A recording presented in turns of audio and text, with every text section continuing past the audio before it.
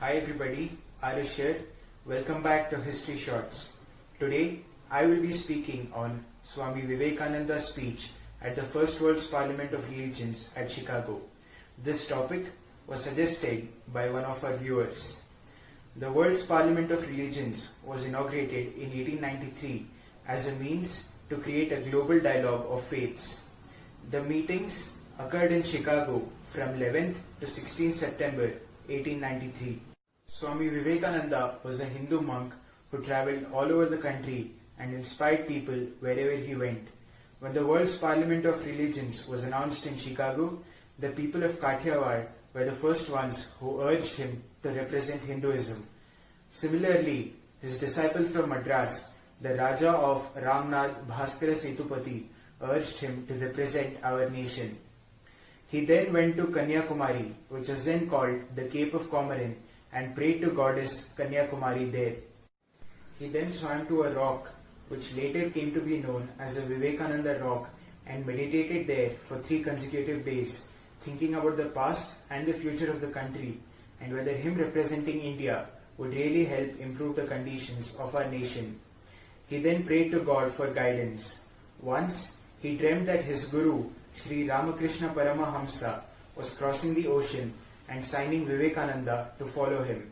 The rationalist Swami Vivekananda or Narendranath Datta was not sure if this was a divine call.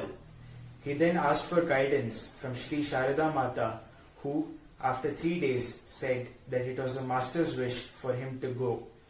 His disciples from Madras, Raja Ajit Singh of Khetri, who also gave him the name of Swami Vivekananda, and the kings of Mysore agreed to sponsor his tickets.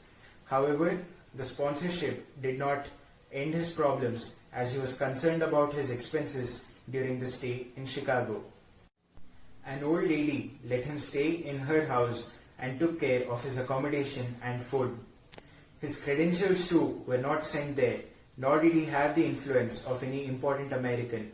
A gentleman helped him get registered.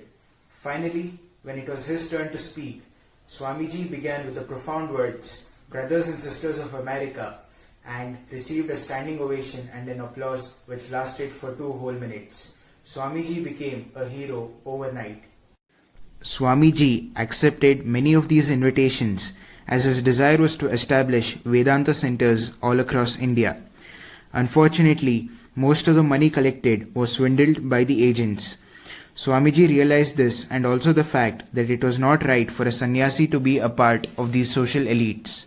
Soon, Swamiji began to give lectures among smaller crowds who were genuinely interested in spiritual teachings. This laid a formidable foundation which keeps Swamiji's mission alive even today. A few Vedanta centers were started by Swamiji while he was still in the USA. The blessings of Sri Ramakrishna and the miracle of God worked. His faith was fully cleansed. Swamiji has been more active after he left his body.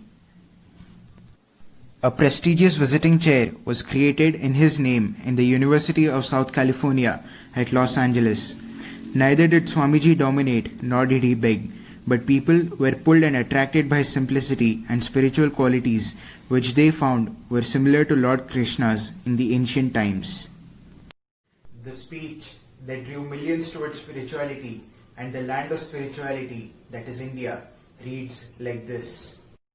Sisters and brothers of America, it fills my heart with joy, unspeakable to rise in response to the warm and cordial welcome which you have given us. I thank you in the name of the most ancient order of monks in the world.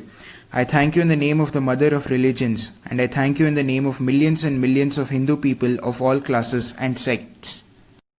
My thanks also to some of the speakers on this platform who, referring to the delegates from the Orient, have told you that these men from far-off nations may well claim the honor of bearing to different lands the idea of toleration.